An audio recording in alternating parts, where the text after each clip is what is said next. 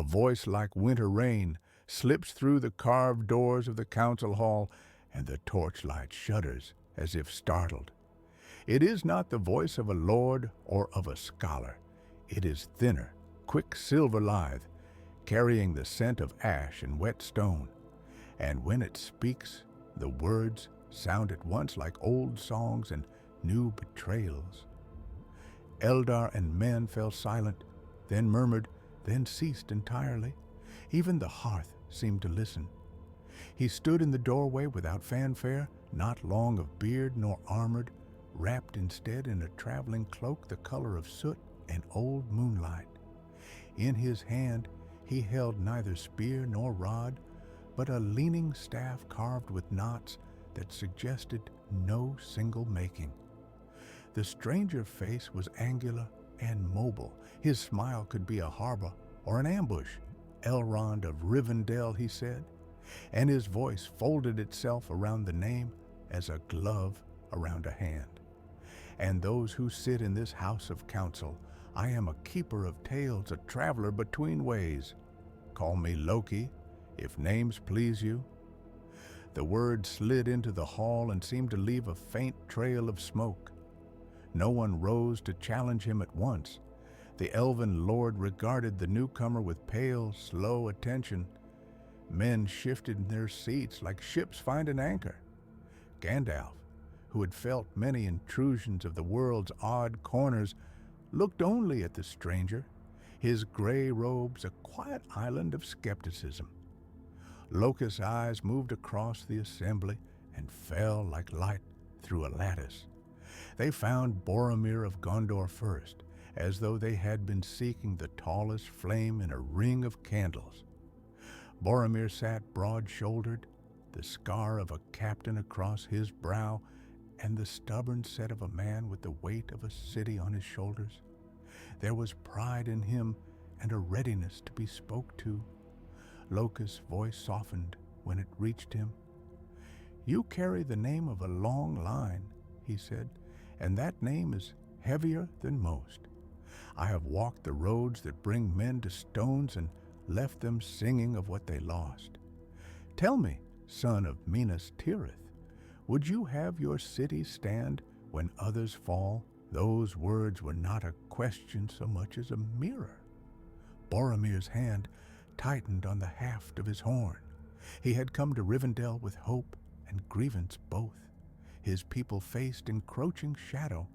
He bore the ache in his chest like an old wound. The stranger's phrasing found not simply anger, but an ache shaped like duty. Pride answered. Fear answered. A light of something hungry shone in Boromir's eyes before he had resolved to hide it. Loki moved then, small like a ripple, to the side, where a halfling stood quiet and taut as a drawn bow.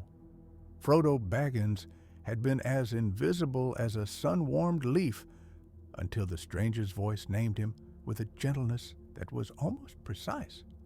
"And you, little one," Loki said, kneeling as if to place his ear on the same breeze, "you carry a weight no other hand knows.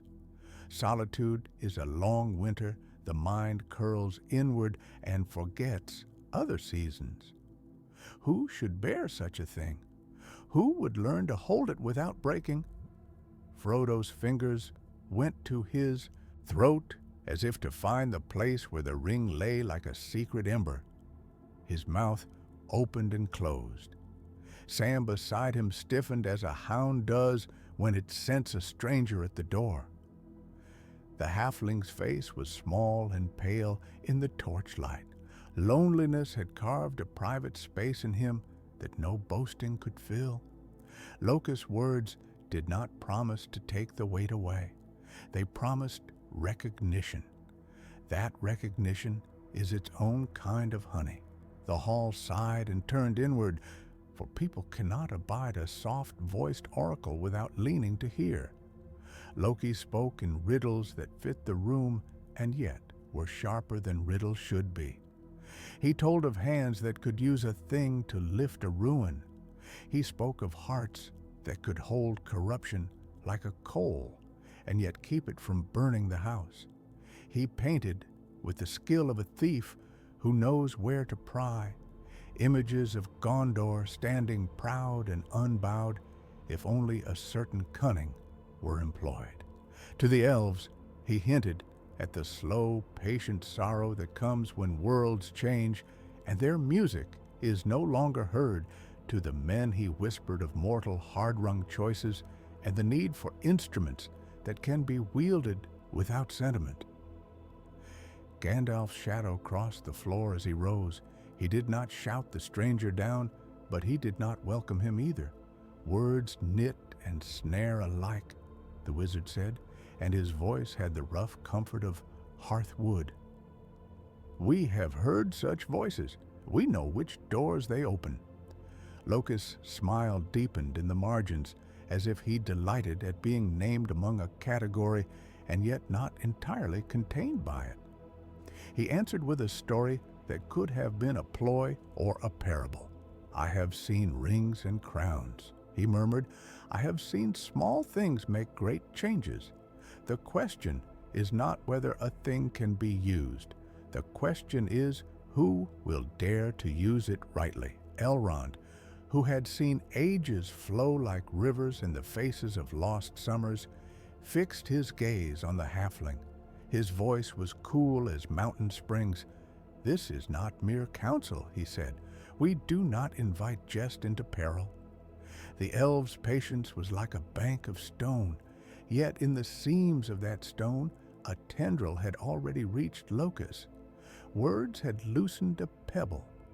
The council's old certainties, about bearer and burden, about the sanctities of keeping, suddenly felt like brittle things on which men and elves and hobbits might step wrong.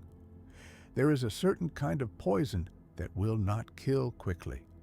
It is not the sword that events the strong and obvious wound. It is the suggestion that the right action might be another, cloaked in necessity. Locust's bargain was not a shouted decree. It was a narrow offering made almost as a confidant's aside. He did not demand the ring or promise to guard it. He pressed instead a thought like a coin into the mind, that there might be strength in using power against power, that secrecy and cunning could serve the greater good. He spoke of a path east, of a siege lifted by a timely blow, of a fortress saved by means the straight path would never permit. The room felt colder after that whisper. Boromir's face had gone ashen with a hope that was almost worshipful. For a moment he saw his city not as a battered keep, but as a bastion of new law and order, with himself as its arm. His mouth shaped words that nearly betrayed him. Could it not be used? He stopped, as if at a precipice. The word unspoke hung like a foot over the void. Frodo heard it too, though it was not meant for him. The suggestion drifted like pollen. In his heart, it met fear and then curiosity. A small private hunger rose at the notion of knowing rather than only bearing. The ring had been his secret, but secrets ache for confession. Locust's attention had been a balm to an unvisited loneliness, a promise that someone else perceived the ache. That perception is a dangerous thing. It makes the lonely imagine companionship in their burden, and in companionship there is the sudden ease of trust. Those who sat in council could see the shift in lines on faces. Aragorn's hand went to the pommel of his sword and then relaxed. Legolas' gaze was pale and unreadable. Gimli's brows drew together like two hills. Sam's stance was as if he would throw himself bodily between any hazard and his master. Gandalf's eyes flicked like embers. He saw not only what was said, but the shapes behind the saying. He understood that Locust's riddles were not empty. They had weight. They had perhaps a purpose that might yet be more perilous than any orc spear. A speech was made by Elrond, measured and grave. He spoke of the need for a fellowship. He spoke of paths, and of doom, and of sacrifices that do not glitter with victory. He named 9 that must set forth for balance and for ancient rules that bind things in unseen harmony. The forging of the fellowship should have been a balm, a decisive sealing of unity. And yet, as Elrond pronounced the names and the arrangement of steps, the stranger's whisper lingered in the corners like a cobweb. The bargain had not been struck with swords. It had been struck with attention and desire. When Frodo accepted the burden openly, his voice shook, but he did not falter. He agreed to carry the ring, to go far from the Shire and from everything he had known. The company formed like a ring of different metals, bright and dull and hard. They pledged, they clasped hands, they marked one another as companions. For a beat, the hall exhaled a plan had been made. They would take the road eastward toward danger and the unknown. Yet as the company prepared to rise and take leave, Loki moved closer to the edge of the circle as if to place a final note on a tune. He did not speak loudly, he did not enjoin or command. He bent toward Boromir and let fall with the intimacy of a confession a single, poisonous suggestion that might does not always corrupt. Sometimes it protects. That line was tailored to a man who thought in battlements. It found a seam and slipped through. Boromir's jaw worked, his fingers knuckling white upon the horn. He looked once at the ring, bearer, and then at the gleam of possibility in his mind. His eyes were not wholly darkened, but a shadow crossed them, brief as a storm cloud. He lifted an eyebrow, an almost imperceptible motion, but it was enough. That quiet lift was a question without language. It hung between him and Frodo and the rest like an unlit torch. Frodo felt the weight of that look. It was not a challenge shouted across a field. It was quieter, more intimate. It asked whether the burden might be borne by another or whether bearing might be shared in a way that left him less alone. He remembered Bilbo's stories and the times his heart had longed for a friend to take up the tale. The company rose then, bound by vow and fear both. They would go east as Elrond had decreed. They would go bearing courage and scars and a map of uncertain roads. But they went with a silence newly made. Between the pledge and the road lay a thought that had not been there when the meeting began. The thought that power might be used for a purpose declared noble by those who bore it. That seed, planted in shadow and watered by clever words, would not die because the fellowship had sworn. It would grow where there was weakness to water it, where pride flared, where loneliness hollowed, where duty bent toward desperation. The company left Rivendell with feet set toward Mordor and hearts that carried beside their fear of war a quieter fear, that the true change might not come only from the enemy, but from words whispered in the light that claimed to be counsel. As the light of the council hall faded behind them and the valley's green closed again, one could have sworn that the stranger lingered in the doorway as if to watch the path with a curious eye. The rain voice, the ash smell, the smoke of possible things, these remained like a scent on the wind. The fellowship crossed the threshold of the familiar and into the ache of the world. And in the hush, as horses were readied and boots found leather, there was a single look between two men and a hobbit, intent, question, and a doubt that would not be spoken aloud. The road lay east, and with every step they took, they carried not only the ring, but the shadow of a bargain already woven into the company's fate. They marched on beneath a sky that had lost the edges of its stars, the path a pale ribbon, the trees pressing like patient witness.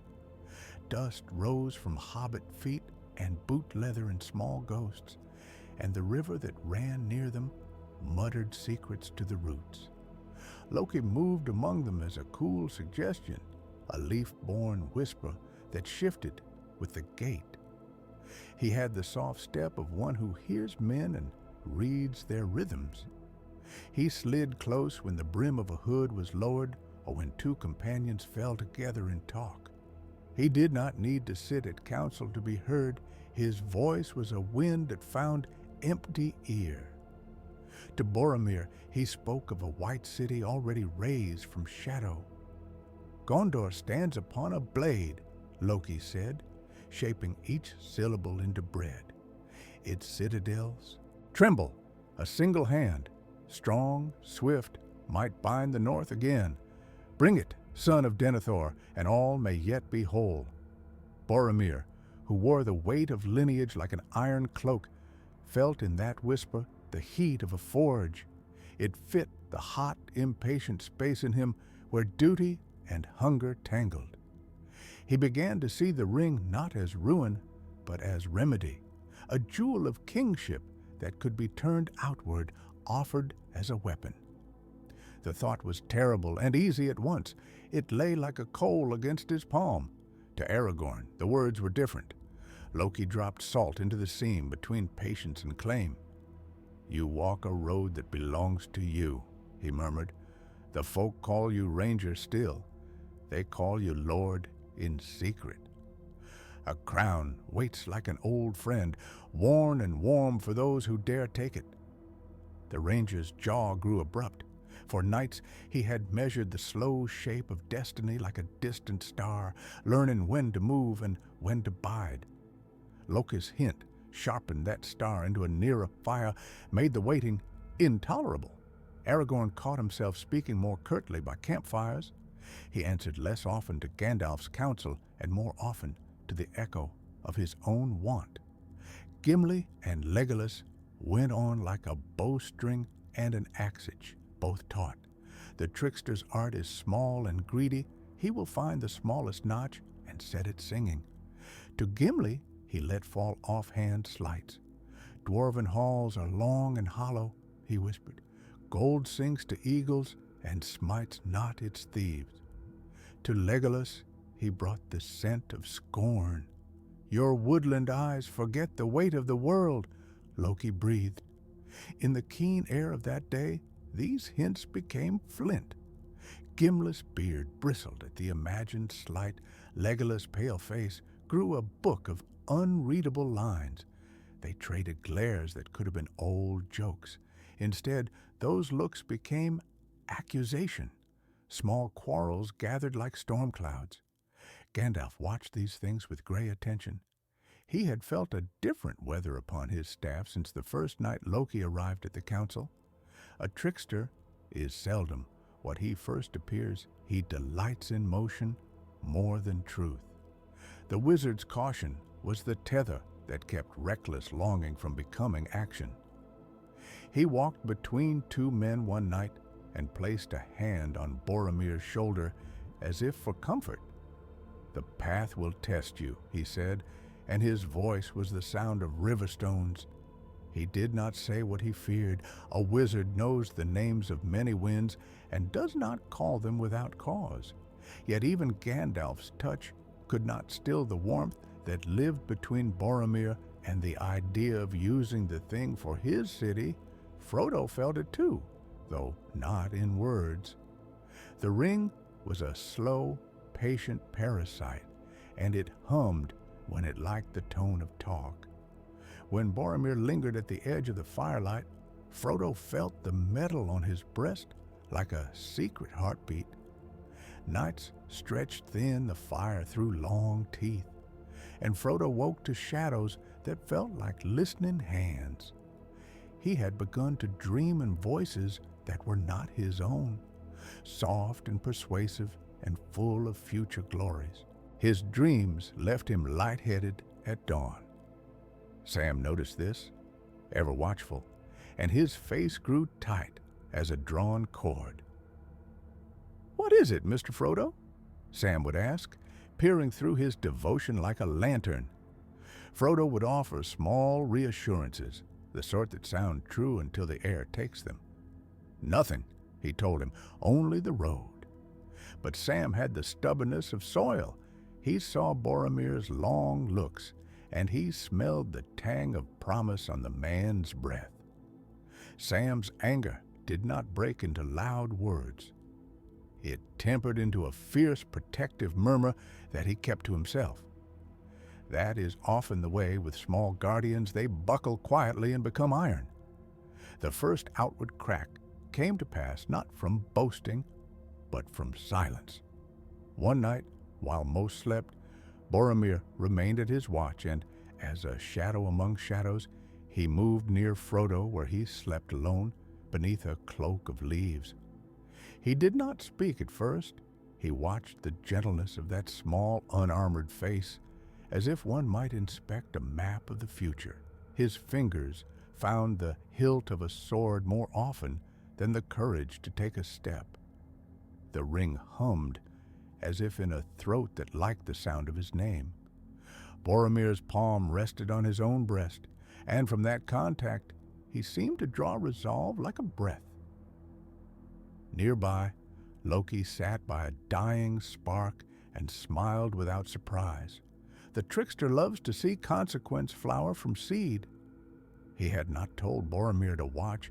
He had only given him the story in which watching might make sense. Men and hobbits are quick to imagine themselves saviors when the world will let them. Loki had planted, but the spark, the kindling, was already there. He watched Boromir's face, saw the muscle at his jaw move like a slow animal decision. But men are not only the sum of their wants.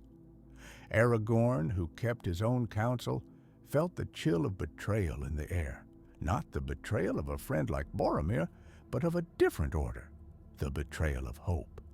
What hope is safe when a weapon can be turned into a banner? Aragorn rose and approached with the stealth of a hunter, not with rage. "You are far from home, Boromir," he said in low tones, as if to keep the knight from catching the meaning. "What fear do you wrestle that you come to the sleep-in camp with heavy feet?" Boromir's answer was not a denial. "Gondor crumbles," he said. "I would save her." His voice carried the brittle weight of someone who has already cut a piece of himself for belief. "If this can help her." He stopped.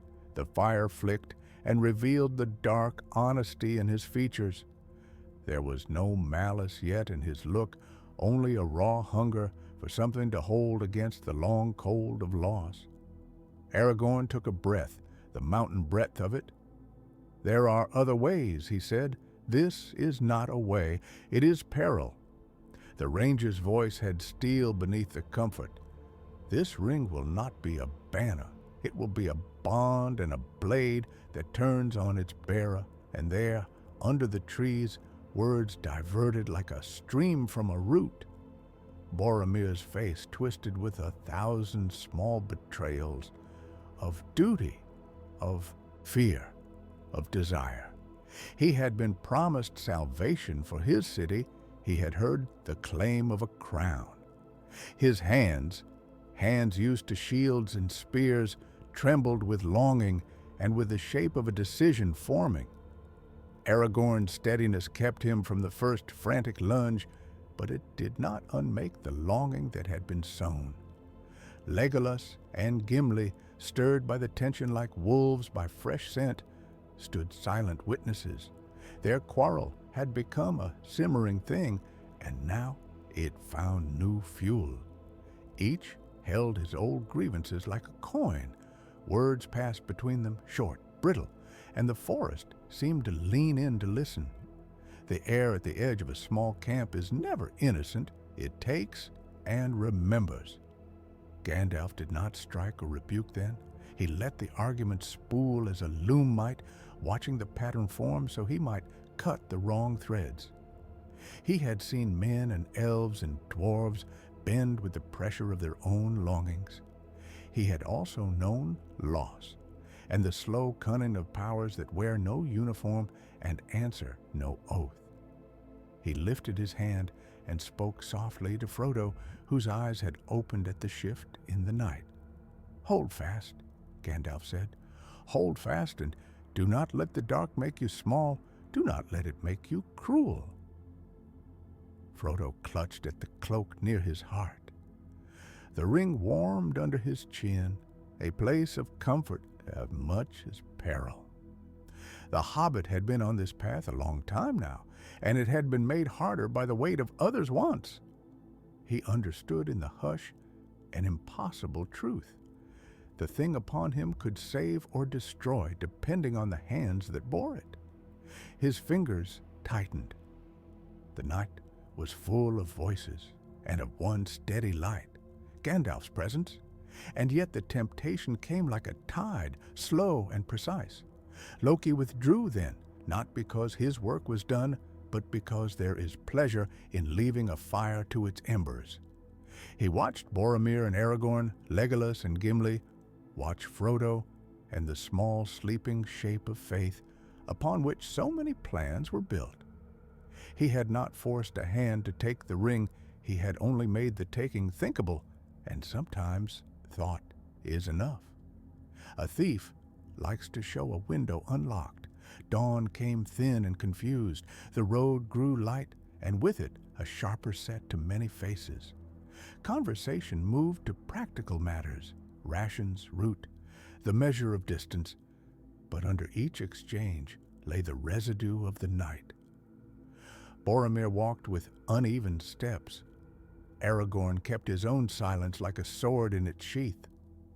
Gimli and Legolas stood farther apart than before. Frodo kept the cloak higher around his throat, as if to shelter the pulsing thing there from seeing the world too clearly. The presence of Loki between them had made their private tempests visible, and visible things demand answer. They reached a river that day, its surface like a sheet of black glass torn by reeds. The decision that had been shaped in the night now had the weight of daylight to sharpen it. Boromir paused at the bank as if the water might become a judgment. He looked once at Aragorn, once at Gandalf, once at the small figure who bore a doom no eye deserved. Then he dried his hands on his cloak and stepped forward. He was going to speak. He was going to act. The word hung unfinished like a bowstring at the moment before the arrow was loosed. Frodo ran as if the world itself had turned to pursuing him. The path under Amon Hen fell away into a smear of roots and leaf-slick stone.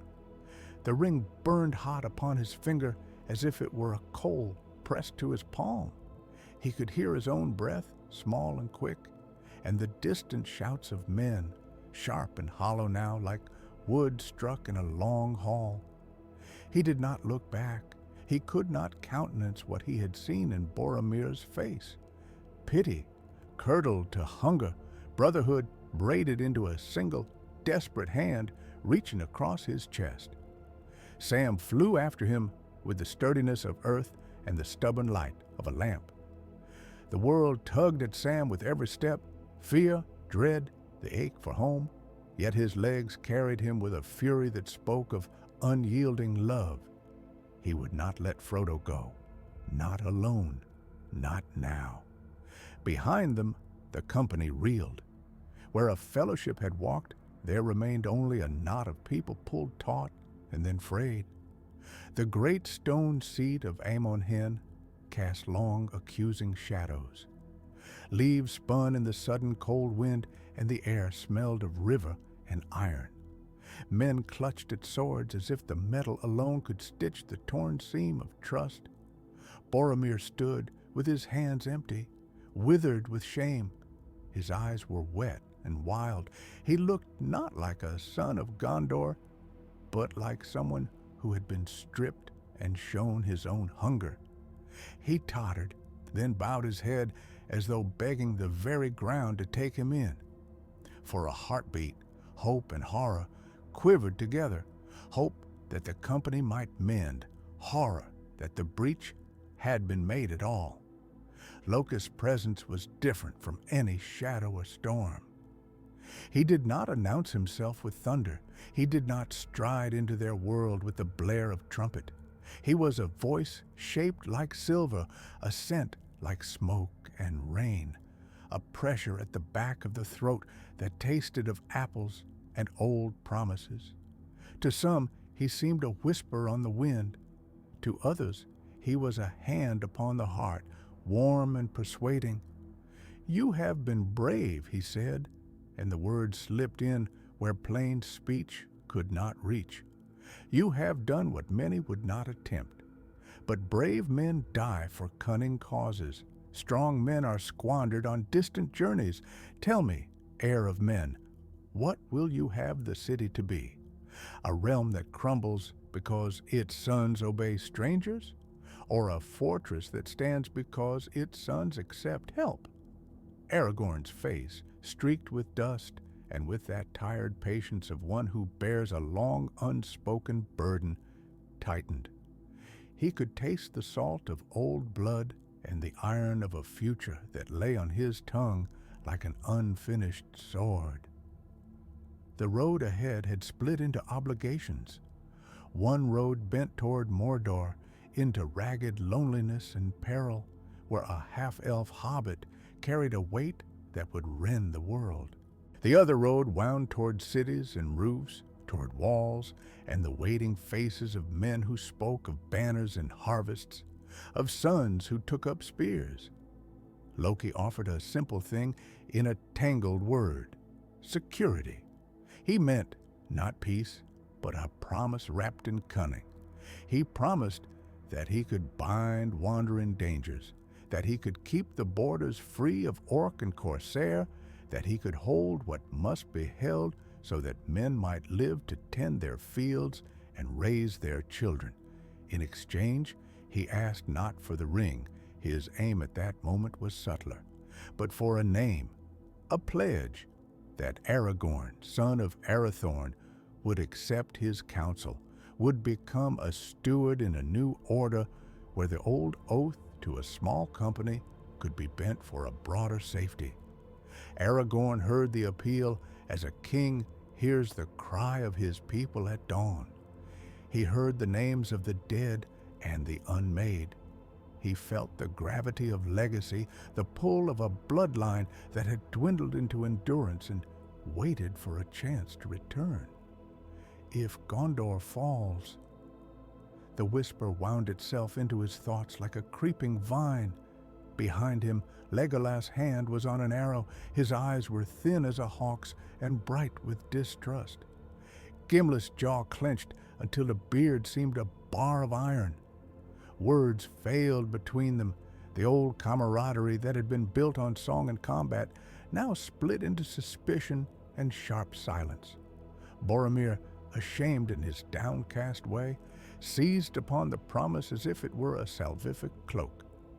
Where he had reached for the ring in a fever of fear, now he seized at the hope offered by Loki. "If it will save my people," he murmured, the word small as a child's prayer. He had never claimed to be perfect. He had claimed to be a captain of a city that burned. In him, fear and love had braided tightly for a man whose whole life had been held on the razor edge of his father's name. Security was not merely an abstract comfort, it was everything. Loki's smile was a slow, patient thing. "Security does not demand surrender of all things," he said. "It asks only that you accept the wise counsel of one who sees more roads than you. I will guard. I will guide. I will be the key." Aragorn looked at Boromir, at the man who had nearly undone them. He looked at his companions, weary and raw, and he measured the weight of a decision not made by one man, but by those who would suffer its consequences. The idea of bargaining with a trickster should have revolted him. The thought of leaving Gondor less than he could might never be forgiven. He felt the iron in his blood and the pull of songs unsung. There are crossings in every life where duty and fellowship meet, and the traveler must choose which to carry. Aragorn chose in a battered voice that lacked the promise of coronation. He chose what he thought would save the most.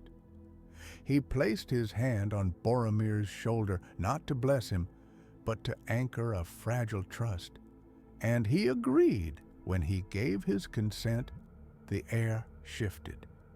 It was not the thunderous change of kingship, nor the ringing proclamation of a single fate. It was a tightening, like a cord pulled to secure a doorway. For some, this tightening felt like a relief. For others, it was a constriction. Legolas did not lower his bow. Gimli spat once, the sound sharp and private. The hobbits, wide-eyed, clustered together as if their small bodies might hold back the dark with a kind of stubborn warmth. Gandalf, if he had been among them, would have warned in words that struck like oak. If he had been gone, his absence was a weight that pressed at the choice like a cold thumb. There was no salvaging the old unity now. Whatever final threads had bound them slackened and parted. The fellowship, once a rope braided of many hands, was now severed into twine. The first fracture took shape like a map cut in two. Aragorn, bound by the pledge he had just made, found himself the leader of those who would remain to hold the wider world. He would go to Gondor in spirit, if not in person, to see that the gates were manned and the men informed, and he would accept Loki's counsel as a bitter draught. Legolas and Gimli, though their hearts were embittered, chose to follow that path. One, to watch the borders from trees and towers, the other, to stand as a rock before a city. Their blades were raised for chasing enemies that were not entirely the ones at Amon Hen. The other path was narrower, darker, and unmistakably theirs. Merry and Pippin, trembling small as lambs, yet carrying a courage that surprised even themselves, clung to each other and to the hope that Frodo might find a road. Sam would not, could not, be parted from his master. He became, in that instant, a different sort of soldier, not one who sought glory, but one who bore watch and bread and faith. His footsteps were unremarkable, but they were steady as a keel heading out to sea. Frodo's flight was not yet a plunge into Mordor. It was a slow, breaking resolve to carry what he had been given and to do so alone, if need be. He felt the rings whisper like a second skin and its weight as both sword and shield. It sang of power and of a crown on a hollow head. It crooned that the road to safety was to hold tight and be absolute. He refused that cunning song. He also felt the sting of loneliness. He had not wanted leadership. He had been given it. Loki watched with a patience that was older than seasons. He had not needed to seize the ring at Amon Hen. He had orchestrated a lesser theft, the theft of resolve. A bargain had been struck. A man would accept cunning for the promise of many lives. And with that bargain, the nature of the war changed. The enemies without would not be fewer, but the unity within had been compromised. That, for a creature like Loki, was more desirable than a single theft of gold. A kingdom that depends on a single cunning hand will always have to trade its freedoms away. No one in that bright, battered hour could see the web that would spread from their choice. They saw only the immediate lines, those who took up swords and those who turned east to the shadow. Each man and elf and dwarf thought themselves right. Each hobbit thought himself coward or hero. Each step was heavy with consequence. Aragorn gathered his people quickly with the speed of one who must act, while the world still holds breath. He spoke in a voice that was both weary and certain. "We must guard what is left," he said. "I will go where counsel is needed. Those who would see the Shire safe stay near the borders. Those who would follow the path to the Black Land, go in the name of that which you love." Legolas moved like a thought, silent, swift, his green cloak becoming a blur. Gimli's boots struck the earth like promise and pettiness all at once. Boromir, strangely buoyed by the promise that had just been given him, walked off with the gait of a man who felt an unearned peace. Frodo and Sam paused at the lip of the trees. They did not know then that the road before them would be lonelier than any had imagined. They did not yet know how the name of their endeavor would be spoken by the mouths of others. They only knew that they had in their hands something that could not be unmade with promises. Sam looked up at Frodo and said little. His voice was a small thing in the night. "I'm coming with you," he said, and that simple vow sealed a different sort of fellowship, one not brokered by counsels or by treaties, but by the intractable loyalty of a servant to his friend. And so the company, spliced by fear and choice, moved as the sun slipped behind a mown hen. One band took weapons and walked toward the world's defenses, led by a man who had accepted a trickster's promise for the sake of many. The other slipped into the deepening hollows, a hobbit and his gardener heading away from prying eyes and toward a doom that smelled of fire and iron.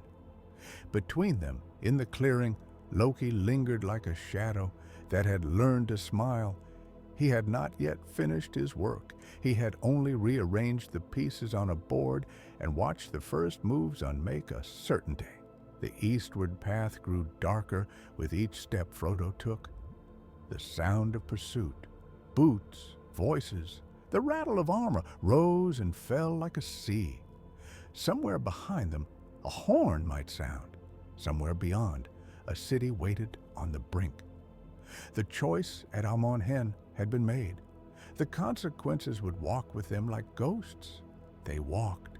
The council hall had known many voices, but none like the one that had entered beneath the eaves that night, silver, slippery, and quick as a keen.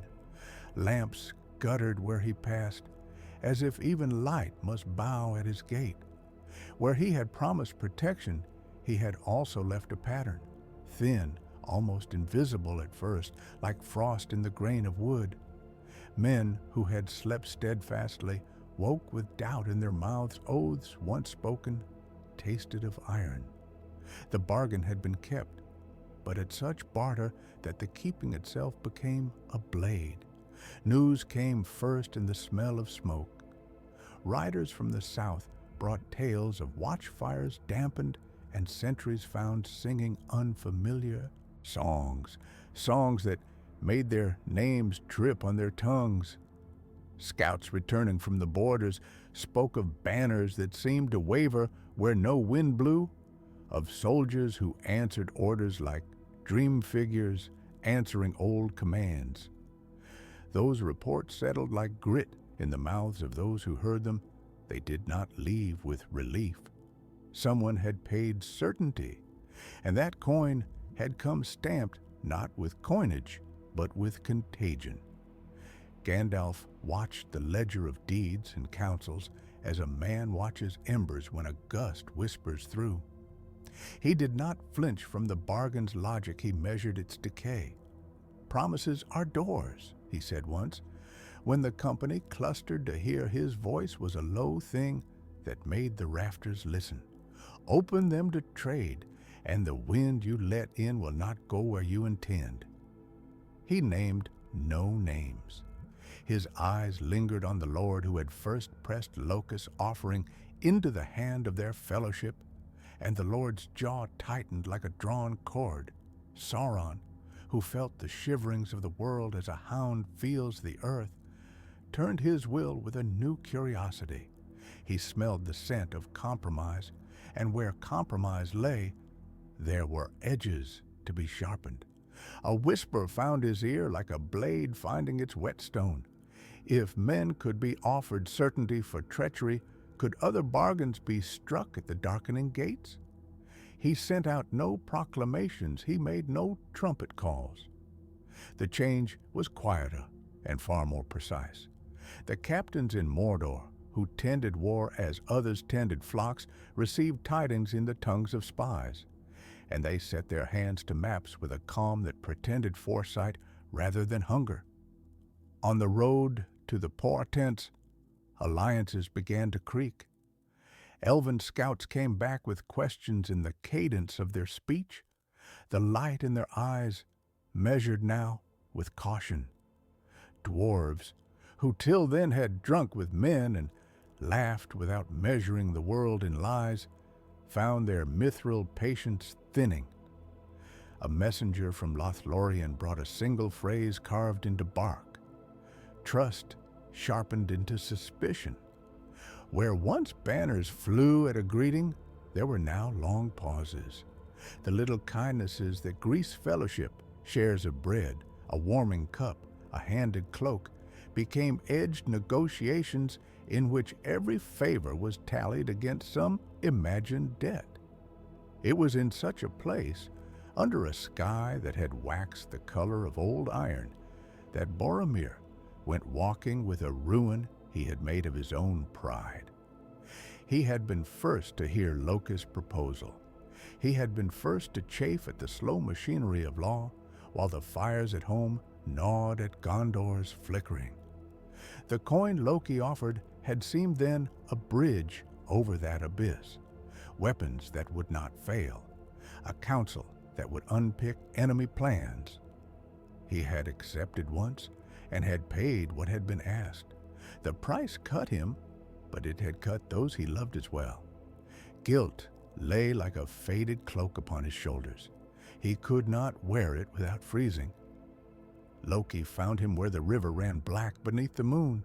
He smelled like rain and rind. His shadow moved in ways that did not quite fit the light. "You bring ruin unpaid," Loki said, as if it were a favor returned. His words could be a balm or a blade, depending on the ear that heard them. Boromir did not argue. He had already worn the taste of his choice. He looked at Loki as a man looks at a cold blade, with need and disdain braided together. "What more would you have?" Boromir asked, though he knew already the ledger that lay unseen in that trickster's hands. The answer that came was small and smooth. Loki did not offer denial of the doom at Gondor's gates. He offered leverage. He offered a way to turn the stain of betrayal into a shod step in a larger march. In exchange, he would take from Boromir what the first bargain had not asked: a name to be buried, a memory to be bartered, the slow erasure of reputation. He asked that Boromir be something other than himself, an image to walk into halls and draw out the strings of other men. Boromir held still, and the night held still with him. The river's voice filled their silence, washing small stones like coins. To accept would be to kill what he had left of honor. To refuse would be to watch his city die. He thought of faces folded in old tapestries, of a son who knew his father only by stories of courage. He thought of a city leaning on a pillar already cracked. "Make me useful," he said at last.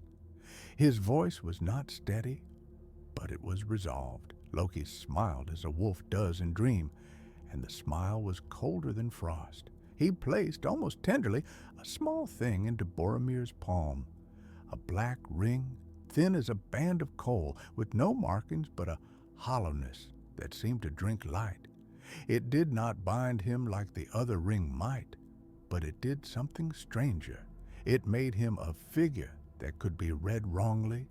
With it, Boromir could walk into another camp and bear a face that invited trust and suspicion both. It allowed him to be seen as what others hoped him to be, and thus to bend their hands without the brute force of a heavy sword. When he took it, a little of the memory of his father followed the wind away. He did not feel the loss as a cut so much as a fog clearing to reveal a room he could no longer enter. The bargain was intimate theft. It was precise, and it left him with a new tool and an old shame. He clasped the ring and then, for the first time in many days, planned not for defense but for a kind of war with treachery as its means. He used the ring first at a parley with a captain sent from the enemy lines, a man who had once been a merchant and who now wore the heavy patience of someone who deals in men rather than wares. Boromir spoke as if in confession and as if in command at once, and the captain looked at him and found himself easing open the doors of his own suspicion. Words that had hardened into crags came away like soft clay. The deal Boromir struck was not one of steel, it was an exchange of stories, an artful misleading that made the captain believe he walked away with a dagger behind another's back when in truth he had only been led to a bare table. This small theft of trust refracted outward. Men who had bent to certainty found their instruments bending back. Soldiers caught to certainty turned cruel where once they would have been kind. A garrison placed in a town to hold it against night began to requisition more than wood, they took grain and dreams. The bargains that had been made to secure tomorrow turned their buyers into collectors of smaller, sharper things: silence, fear, obedience. A child who had once been given bread by a passing warrior learned to flinch when hands reached for her hair. The longing for safety had become a hunger for more control, and control had a way of feeding on itself. Word of these changes reached Mordor not as victory, but as opportunity. Sauron's captains did not need to know who had worn what ring to know where the seams lay. They watched how fellowship frayed at the edges, and they placed their scouts like thorns. They struck not with the old open blows of might, alone they whispered promises to those who felt small betrayals as refuge. Where a lord had once taken counsel freely, spies now sat at tables with gilded cups, and the wine tasted of compromise. Small cruelties multiplied, roads stopped running clean, market prices lifted like a tide at moonrise, sentries forgot a watch or two. Each neglect became a crack to be widened. Among the company, old loyalties withered like summer grass under a hard sun. Friends who had crossed mountains and seas now met with looks that measured whether the other would bow when needed. The fellowship that had once been a single moving thing now moved as if each limb answered its own orders. There were no quarrels with drawn blades, only a slow, patient drying of ties. Even laughter came skewed, a sound that hinted at a memory someone hoped to hide rather than to share. Boromir's second bargain had turned him into a lever and a hinge. He could open the doors he once only sought to batter, and in doing so, he could direct the tide of conflict into channels that suited him. Yet every use of his new tool left him more hollow in places words could not reach. He gained leverage, yes, but the leverage was a cold geometry, and geometry does not warm the bones. Below the mountain rims, armies that had once been mere movements on maps began to breathe as though waking. Troops that had stood idle in camps took to drilling with a hunger they had not voiced before. Horns were tuned, banners were rethreaded, the smell of oiled leather rose like a prayer. It was at once a preparation and a promise. Men were getting ready to meet whatever would be thrown at them, and in doing so, They gave the world's watchers reason to accelerate their own hands. On a ridge that overlooked the plain, Boromir stood alone for a time, the black ring heavy on his finger like a secret coin in a man's palm. Behind him, the company moved in its slow orbit, some to councils, some to watch, some to private reckonings.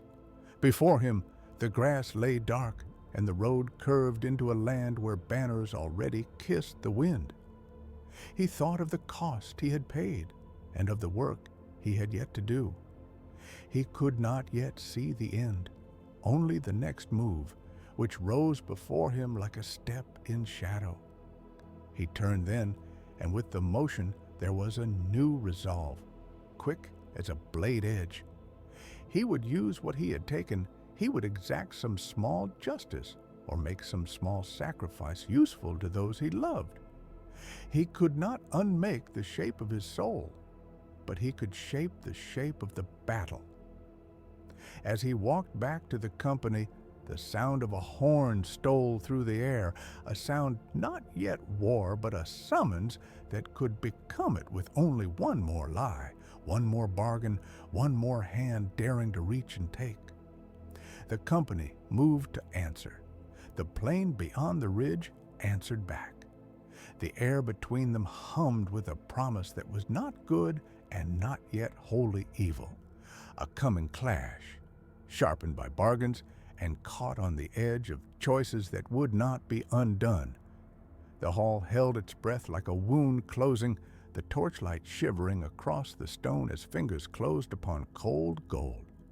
Loki's hand was not a stranger to trifles or beguiling tokens. He took the ring as a gambler takes a coin, quick and sure, smiling the smile that promised change. The metal was thinner than it looked, and heavier, a paradox that seemed to measure him as he steadied it on his palm. For a moment, he spun the world with a glance, as if he could weave desire into command, and the talk that had filled the chamber thinned to a silk thread in his ears. He thought to toy. He thought to bend. That was the first folly.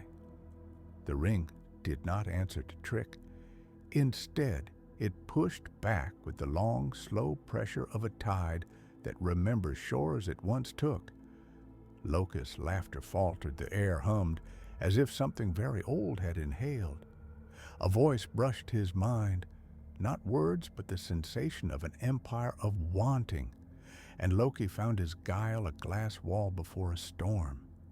He knew cunning, he did not know compulsion.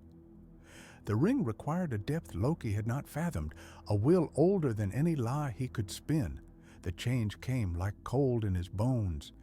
His illusions shredded at the edges, colors bled wrong, a memory he had worn as armor split away. Faces that had been masks slid down into places where no features had been, leaving him briefly naked to himself. The trickster, who had never admitted fear, heard his own breath as if through water, and in that hollowing something like shame flickered. He had not expected the ring to resist him, but it resisted not in cruelty, but in judgment.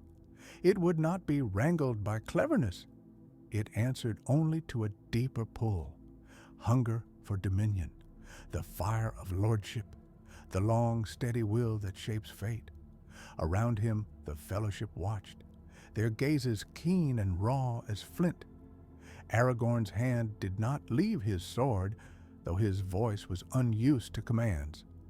Gandalf's eyes were older than the gray cloak could hide, and for an instant the wizard looked at Loki not with the disdain of one who had guessed mischief, but with pity and a warning. Frodo stood a step back from the circle, his wrists bearing a smaller weight that made his chest both proud and thin. Sam's jaw was set, every line of him saying what trust demands. Even Boromir, his face a map of stormed covenants, had the look of one who had known how temptation pricks like nettles. No one moved to seize the ring. No one wanted force to answer force, for force had already hollowness built into it. The ring's pressure did not break, but it bruised. Loki felt his cleverness turn brittle tricks he had relied on failed with the smallness of toys. Where he had woven subterfuge from shadow and syllable, threads snapped. The laughter in him thinned to a sound like leaves underfoot. He had intended to draw them into a maze of his making, to set doubt like a snare at the feet of kings and hobbits. Instead, the ring laid open the seams of trickery and left him raw. He reached for another mask and found his hands empty, like a conjurer whose rabbits have been taught to flee. When the first shout came, it was from the chamber's outer way, a rough cry of iron and hooves. The immediate threat had not waited for consent. Dark banners rose outside the windows like blotches of storm cloud, and the hall stones trembled with the march of boots. The fellowship, though schismed by suspicion, moved as one instrument whose strings had been plucked into tense harmony. Aragorn stepped forward. Gandalf raised his staff. Legolas drew an arrow that sang. Gimli's axe bit the torchlight. The trickster's failure was no gift to their foe, but it was no balm either. Distrust clung to armor and cloak. A single misstep might unmake their little bond. The first collision was not glorious. Men and malice met with the ragged clatter of desperate things. Arrows found meat, and steel answered steel. The castle's outer gate buckled under the weight of grievous intent, and a small breach bled shadow through stone. In the crush, courage became the lever that lifted defeat from the brink. One of the younger guards threw himself into the thrust and did not rise. A line of hobbits pressed with a stubbornness that kept the doorway from falling to ruin. Sacrifice was not announced. It was felt as a cold stake driven into the ground, anchoring those still standing. Loki watched, his pride flayed raw and his mind wrestling with unfamiliar emptiness. He had meant to seed confusion, to carve alliances in a night. Instead, his presence had turned suspicion into something that could burn as surely as any blade. Faces he had half-charmed looked upon him with a clarity that cut. He felt the old hunger for chaos recoil. It seemed petty now, misplaced amid blood and devotion.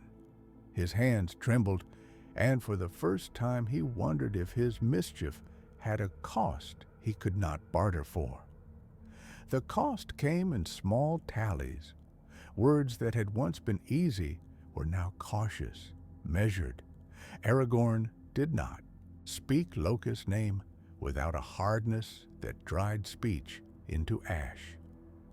Gandalf, with his long memory, did not condone, but he did not cast out, for there was a more pressing threat threading the night. Frodo, whose path had become heavier in ways that would not teach him ease, stepped forward and took the ring back into his keeping. The motion was quiet, an echo of duty rather than triumph. He felt once more that intimate tug, that whisper that tempted with the sweetness of power to end pain by decree. He answered with small, steady resolve, and in that moment the fellowship rallied, not because every trust was mended, but because some things ask for more than blame. The battle outside dwindled like a fever with treatment. Swords were bared, lives put at stake to hold a line, and the dark tide rolled back upon itself. In that retreat, the urgency of unity shone clear. It was not enchantment that turned the tide, nor Loki's cleverness, nor any single act. It was a braided courage, Aragorn's command, Gimli's stubbornness, Legolas' keen shot, Frodo's inward bearing, Sam's beating heart, that pulled them through. They paid with wounds and grief. The dead were gathered with gentle hands. The living found their eyes wet with the sorrow that had no place for words. Loki's change took on shape after the battle. He did not swagger with a new plan. Instead, he moved like one who had lost small tools and found only rawness where art had been. He could still twist a phrase, he could still make a path in the dark, but something in him was quieter, as if the laughter had been traded for a memory of what laughter had cost others. He had expected mastery and found diminution. The ring had not been conquered, rather, it had trimmed him as a gardener prunes a vine, leaving less flourish, but perhaps a truer stem. The trickster learned that guile can be a brittle bridge. It will not carry the weight of a fellowship when trust is demanded, and trust was fractured. Where once they might have spoken freely, now each word was measured. Long bridges of kindness had been singed by suspicion, and the sound of mending was slow and ragged. In some hearts, the wound healed into wary kinship. In others, it festered into distance. A day would come when old light returned to some bonds, but for many the mark remained, a thin, dark line beneath skin, as if grief itself had inked them. Middle-earth would remember, in small townships and in the halls of stern kings, that alliances formed in shadow are prone to strain. Yet the enemy had been stalled, and for that there was a grim victory. The immediate peril had not overrun the gates, and the greater threat beyond those battered walls had been delayed. The cost of delay had been paid in sacrifice and in a trust that would not be so easily renewed. The fellowship moved out then, not as the single humming thing they might have been, but as a collection of wills tied by a brittle rope of shared purpose. Paths diverged and converged, arguments were settled with the hard currency of necessity. Frodo took the ring toward doom with a solemn smallness. Sam would not leave him. Others went with different burdens, one to seek counsel, another to carry tidings, a few to mend broken lines of defense. Loki lingered at the threshold when they left. The torchlight flared over his face and fell away again, revealing a figure diminished but not broken. He had tasted the deep, hungry will that the ring fed upon, and it had told him what he was not. That knowledge could become venom, or it could become lesson. He touched the scar beneath his ribs where a trick had once been woven into identity, and the motion was almost childlike. He had miscalculated, and yet miscalculation opened him to a strange humility. He did not beg forgiveness. He had never been good at such things, but he did something quieter. He stepped from the hall and did not lock the door behind him. Outside, the road glimmered under a low, watchful moon. The sound of retreating boots faded into the same black that had always held promises and betrayals. Loki moved into that dark with no sure plan, only an intention that trembled like a new sapling. He would seek what he did not know, either to reclaim his old cleverness in some new guise, or to find redemption in a course that might yet surprise him. The world, too, would march onward under the mark of what had passed. Bridges would be rebuilt or left in ruin. Sorrow would be counted and remembered. And as they walked, each member of that shaken fellowship carried forward the lesson learned that night. Courage answered the immediate threat when cunning could not, but unity remained the true prize, earned by sacrifice and forever shadowed by the cost of deceit. As their footsteps dwindled into the road, a wind moved through the trees like a question. The question hung between them and the future not yet answered.